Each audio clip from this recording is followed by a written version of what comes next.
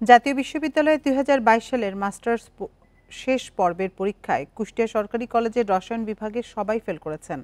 শিক্ষকদের গাফিলতির কারণে ব্যবহারিক ও মৌখিক পরীক্ষার ফলাফল বিশ্ববিদ্যালয়ে না পাঠানোয় এ ঘটনা ঘটেছে বলে দাবি পরীক্ষার্থীদের। তবে শিক্ষকদের দাবি, কারিগরি ত্রুটিতে ফলাফল পায়নি বিশ্ববিদ্যালয় কর্তৃপক্ষ। দ্রুত সমস্যা সমাধানের আশ্বাস দিয়েছেন কলেজ অধ্যক্ষ। বান্ডেল থাকলে প্রতি সেনমানিতে টাকা বাঁচবে। বিকাশ সেনমানি বান্ডেল কিনে জিতুন প্রতি লেনদেনে। জাতীয় বিশ্ববিদ্যালয়ের ২০২২ সালের মাস্টার্স শেষ পর্বের পরীক্ষা শুরু হয় চলতি বছরের ২৭ জানুয়ারি। দুটি গ্রুপে ব্যবহারিক ও মৌখিক পরীক্ষা হয় ১৮, ১৯, ২০ ও ২১ এপ্রিল। ৪ জন পরীক্ষার ফল প্রকাশ হলে দেখা যায় কুষ্টিয়া সরকারি কলেজের রসায়ন বিভাগের কোনো পরীক্ষার্থী পাশ করেননি।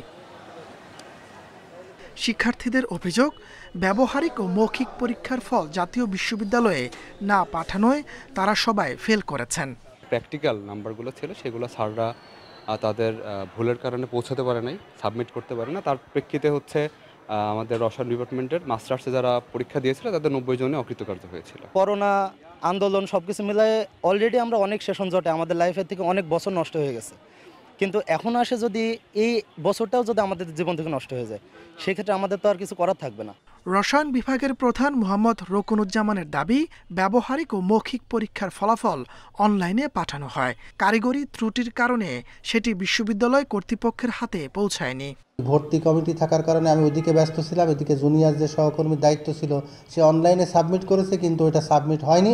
সেটা পরে রিচেক করা দরকার ছিল। এটা টেকনিক্যাল ত্রুটি এক ধরনের। কলেজের অধ্যক্ষ বলছেন, বিষয়টি সমাধানের চেষ্টা করছেন তারা। এছাড়া কারোর দায়িত্বে অবহেলা থাকলে ব্যবস্থা নেওয়ার আশ্বাস তার।